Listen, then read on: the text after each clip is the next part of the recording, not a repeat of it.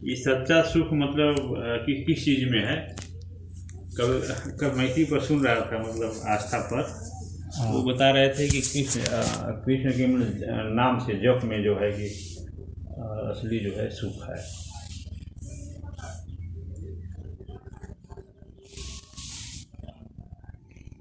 बहुत प्रवचन 1 घंटा दिए, लेकिन निचोड़ उसका मतलब लास्ट में मतलब यही बोले कृष्ण के नाम में ही जो है कि वास्तविक सुख है, मतलब आध्यात्मिक। सच्चा सुख का यहाँ पर तात्पर्य आध्यात्मिक सुख से है। जी। ऐसा नहीं है कि कृष्ण के नाम से ही है, वो राम के भी नाम से हो सकता है, समझ रहे हो, वो शिव के नाम से भी हो सकता है। वही नाम ईश्वर के नाम से। हाँ, मतलब ईश्वर का नाम से मतलब है। हाँ, वही ओम से भी कर सकता है जी। तो मुख्य चीज़ है कि वह व्यक्ति वैसा नाम जप करके वो उस अवस्था को प्राप्त हो जाए जहाँ की समाधि आ जाती है। हाँ, अब यह है कि एक तो हो गया कि उसके तरीके में थोड़ा सा फर्क ये आता है कि मान लीजिए कि उच्चारण कर रहे हैं जबकि हमको उसका कोई अर्थबोध नहीं है, हाँ, और कोई श्रद्धा उत्पन्न नहीं हो रही है, कोई हम मीनिंग नहीं जोड़ पा रहे हैं उसमें। लेकिन कृष्ण का करेंगे तो हम कुछ मीनिंग जोड़ लेंगे ना, क्योंकि कृष्ण की कथा पता है।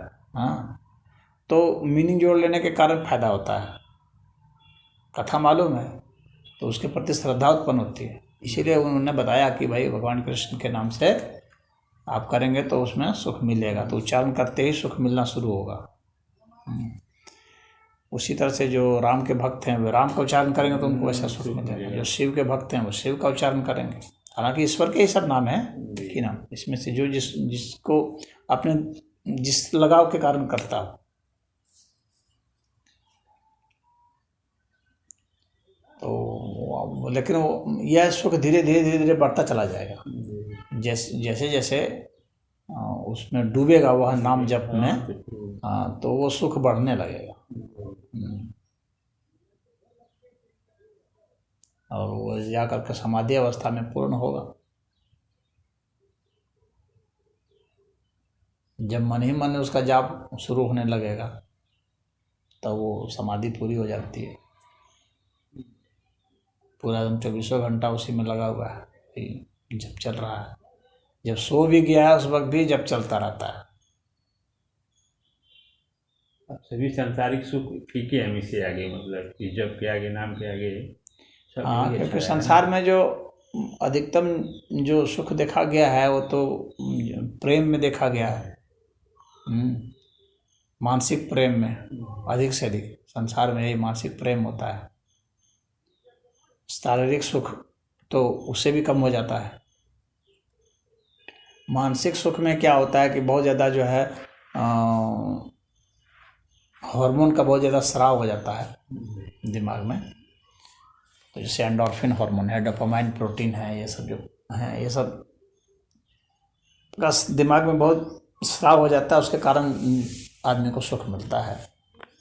हाँ, और उसमें क्या होता है वो एकाग्रचित हो जाता है, फोकस्ड हो जाता है। जैसे किसी व्यक्ति में फोकस हो गया, रात दिन उसी व्यक्ति के बारे में सोच रहा है, तो एक तरह से धारणा है। अगर इसको योग की भाषा में कहा जाए तो किसी एक व्यक्ति के बारे में सोच रहे हैं, जैसे प्रेमी प्रेमिका के बारे में सोच रहे हैं, प्रेमिका जो प्रेमी के बारे में सोच रहे हैं, तो काम कुछ भी कर रहे हैं लेकिन ध्यान उसका वहीं पर है, तो एक तरह से जो है ना वो धारणा उसकी हो जाती है। तो यह जो है अध्यात्म में धारणा के रूप में आता है, इसके कारण उसको सुख मिलता है, समझ रहे हो। तो जब व्यक्ति फोकस हो जाता है, इसका मतलब मुख्य ध्येय अध्यात्म का ये कहना है कि प्रेमी प्रेमिका को सुख इसलिए मिल रहा है क्योंकि वे फोकस्ड हैं एक दूसरे के प्रति, आकर्षण महसूस कर रहे हैं एक दूसरे के प्रति। तो एक तो उसके प्रति जो उसका लगाव है आकर्षण है, और दूसरा जो है वो फोकस्ड है। हाँ, तो चित्त जो है वहाँ बंधा हुआ, आकर्षण का मतलब चित्त वहाँ बंधा हुआ है। तो पतंजलि जी ने कहा है देश बंधस चित्तस्य धारणा। तो जब हम जो है किसी एक स्थान पर किसी मतलब एक चीज़ में जब हम बंध जाते हैं तो उसको धारणा कहते हैं। तो वहाँ प्रेमी प्रेम का बंध गए हैं एक दूसरे से, तो वो धारणा हो गई, और धारणा होने के कारण उसको सुख मिल रहा है। हाँ, और जब वो सब चीज़ भूल जाएगा, अभी तो जैसे कुछ काम करते करते भी कर रहा है, इसका मतलब कुछ ध्यान का कुछ हिस्सा तो उसमें है ना, मतलब धारणा का कुछ, मतलब सब्जी ही बना रहे हैं, तो सब्जी बना रहे हैं और प्रेमिका के बारे में सोच रहे हैं, तो कुछ हिस्सा यहाँ है लेकिन अधिकतम हिस्सा वहाँ है। अधिकतम हिस्सा प्रेमिका जो है अपने लिए रखा हुआ है और कुछ हिस्सा जो है सब्जी बनाने में लगा हुआ है, समझ रहे हो। तो इसका मतलब ये धारणक पोजीशन है, ध्यान की पोजीशन नहीं है। ध्यान की पोजीशन कब होगी, जब हम सब्जी उब्जी सब भुला जाएंगे, कुछ भी नहीं, खाली उसी में लगे हुए, खाली प्रेमिका में लगे, तो वो ध्यान की अवस्था हो जाएगी, समझ गए। वो ध्यान की अवस्था हो जाएगी, ध्यान की अवस्था हो जाएगी तो सुख बढ़ जाएगा उसका। अब जब वे दोनों जो है इतना आकर्षित हो जाएंगे कि वे दोनों उनका शरीर भी मिल जाए और मन तो मिला हुआ है, मान लो मन भी मिल जाए, शरीर भी मिल जाए, हाँ, तो अब उनके बीच की दूरी घटती चलेगी।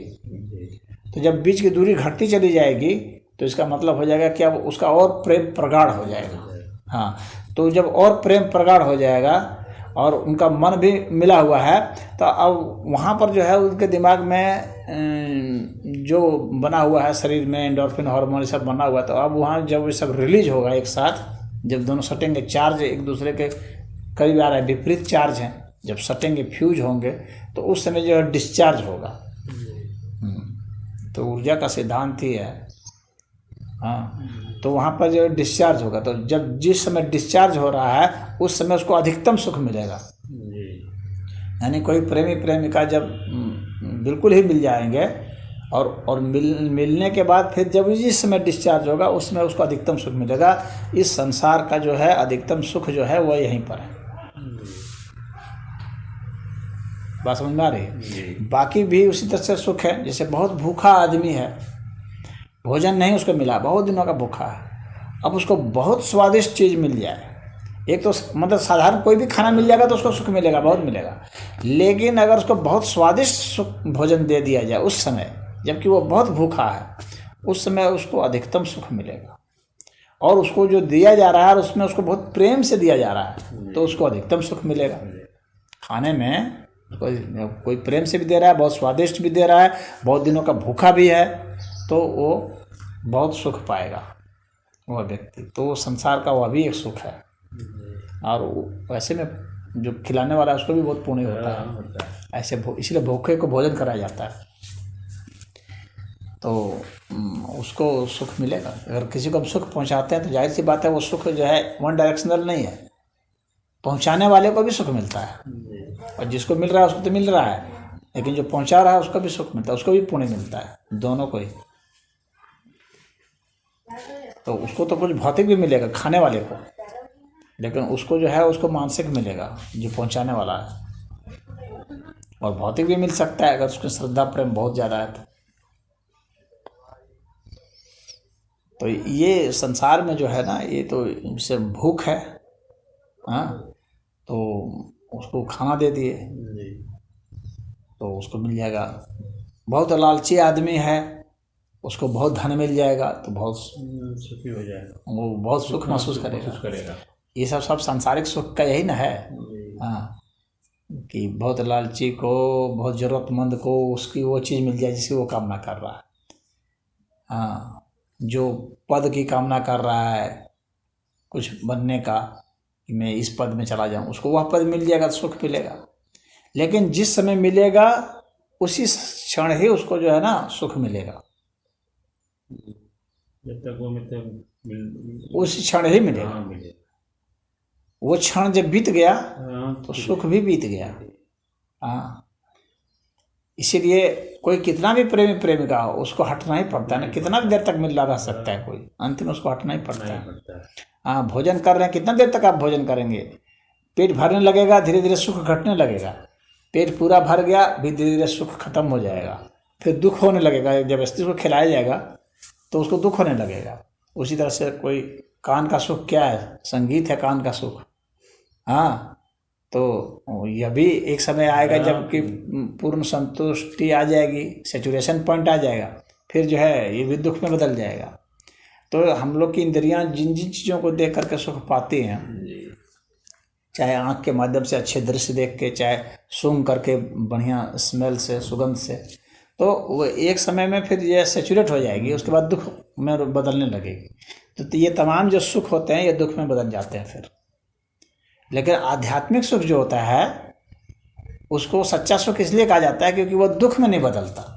उसका एक सबसे बड़ा गुण यह है, एक तो उसकी क्वांटिटी भी बहुत ज़्यादा होती है और क्वालिटी भी अलग होती है। वो दुख में नहीं बदलता, इसीलिए उसको सुख नहीं कहते, उसको आनंद कहते हैं। आनंद और सुख में अंतर होता है। तो आनंद में जो है जब कोई चीज़ आ जाती है तो फिर अब आध्यात्मिक सुख जो होता है ना उसका कैलकुलेशन आनंद में होता है। हाँ, तो आनंद बढ़ते जाएगा। जब आत्मा का साक्षात्कार कर लेगा वो तो उसको आत्मानंद कहते हैं, और जब परमात्मा का साक्षात्कार कर लेगा तो परमानंद कहते हैं। देखिए, तो परम आनंद उसको वहाँ हो गया, परमानंद हो गया, तो फिर आत्मानंद है। और बाकी तो फिर जो है वो जब वह चित्त में आता है तो चिदानंद कहते हैं।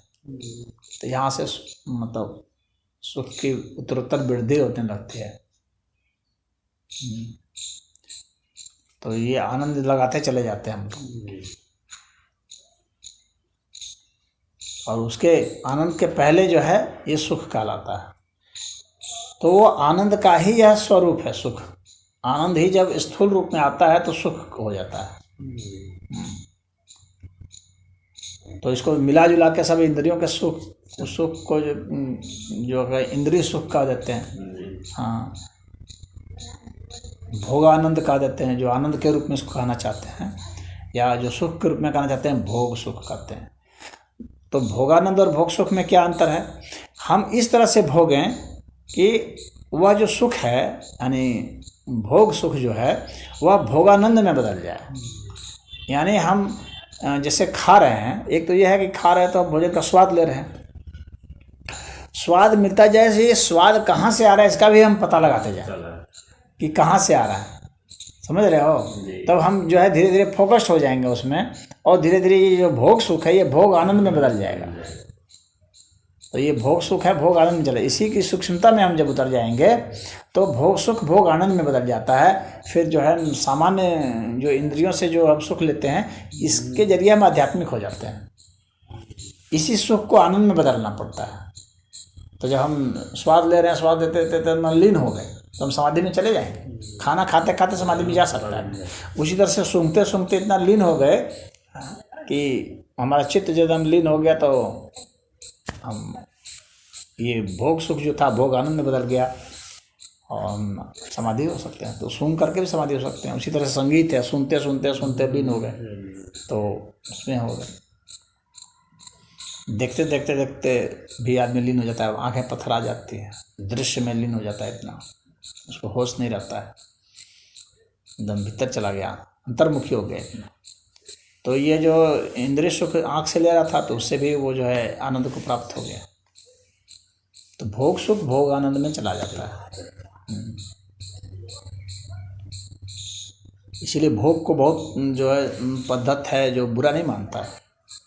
हम किस तरीके से भोग रहे हैं ये महत्वपूर्ण है, समझ रहे हो? अगर हम सिर्फ सुख के लिए भोग रहे हैं तो फिर वो सुख दुख में बदल जाएगा। लेकिन अगर हम सुख को इसलिए इस तरीके से भोगे कि वो आनंद में बदल जाए तो फिर हमारा सारा रहस्य वो हो जाता है, आध्यात्मिक रहस्य खुल जाता है वहाँ से। अगर हम सुख लेने के लिए ही किसी चीज़ को भोगेंगे तो फिर वो दुख बदलेगा। और अधिकतर लोग यही करते हैं।